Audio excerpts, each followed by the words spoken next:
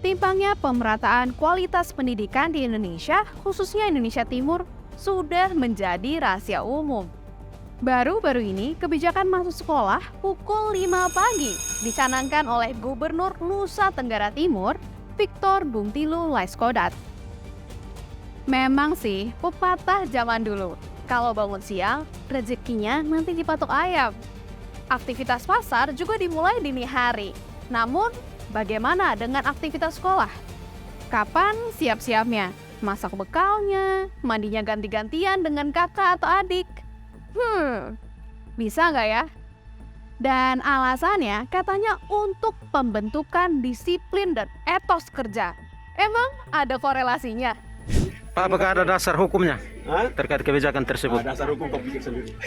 Karena kalau batong ada kakak atau ada yang batong satu sekolah nih, batong mesti antri itu belum nih bapak dan mama cuma iko mandi le. Batong mesti antri bapak ibu pejabat enak. Di rumah kamar mandi 5, batong ini kamar mandi 1 pintu ada. Kini, per 1 Maret 2023, Kepala Dinas Pendidikan NTT, Linus Lusi, mengubah jam masuk mundur setengah jam menjadi 5.30 pagi. Kebijakan ini telah diberlakukan di 10 sekolah, namun nyatanya kebijakan ini tak berjalan maksimal. Misalnya di SMA Negeri 6 Kupang, pada hari pertama kebijakan itu diterapkan. Pada Senin 27 Februari lalu, hanya 5 siswa yang berhasil datang pukul 5 pagi. Aturan masuk sekolah subuh-subuh tersebut menuai protes dari berbagai kalangan. Mulai dari organisasi guru hingga ombudsman, kebijakan itu disebut diberlakukan tanpa kajian yang jelas. Sebenarnya apa hal yang mendasari aturan ini? Kebijakan publik yang baik itu kan pertama harus memiliki kajian akademis yang mendalam. Apakah melibatkan partisipasi publik? Nah, faktanya dari jaringan organisasi profesi ya FSGI ini di sejumlah daerah itu menyatakan bahwa ternyata tidak pernah ada wacana itu sebelumnya. Tidak pernah disosialisasi, guru juga nggak pernah ditanya pendapatnya, murid apalagi, orang tua apalagi. Nah, padahal dalam kebijakan ini yang terlibat mereka kan? Masa orang yang kemudian menjalankan malah nggak ditanya?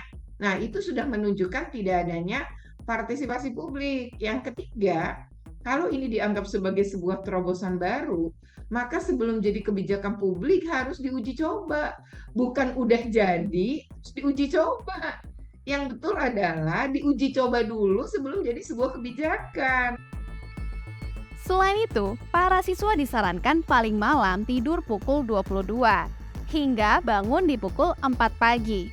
6 jam waktu tidur tersebut dianggap sudah cukup bagi para siswa. Akan tetapi hal ini menentang sejumlah studi yang menyatakan waktu tidur yang dibutuhkan anak dan remaja adalah 8 hingga 10 jam. Bahkan karena kebutuhan tersebut, ada yang merekomendasikan jam mulai sekolah tak lebih pagi dari 8.30 pagi. Lalu bagaimana tanggapan para siswa hingga orang tua mereka? Hal yang baru yang menurut kita sangat disepakkan. Karena jam 5 itu jam ya orang kalau di kansel orang buat jalan, anak-anak sekolah ini kan bukan orang-orang yang cuma asal. Guru sebenarnya nolak, tapi nggak berani gitu, nggak berani menyatakan itu. Ya, itu satu. Yang kedua, guru juga ngeluh, saya kan juga punya anak gitu.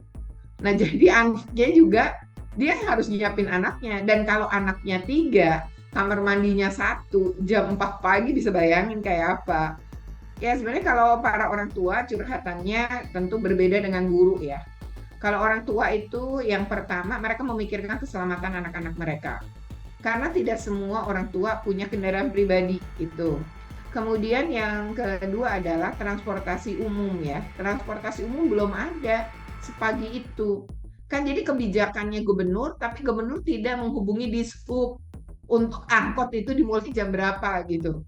Nah, kalau kemudian anak-anak ini harus naik Gojek, maka biaya tambahannya tinggi.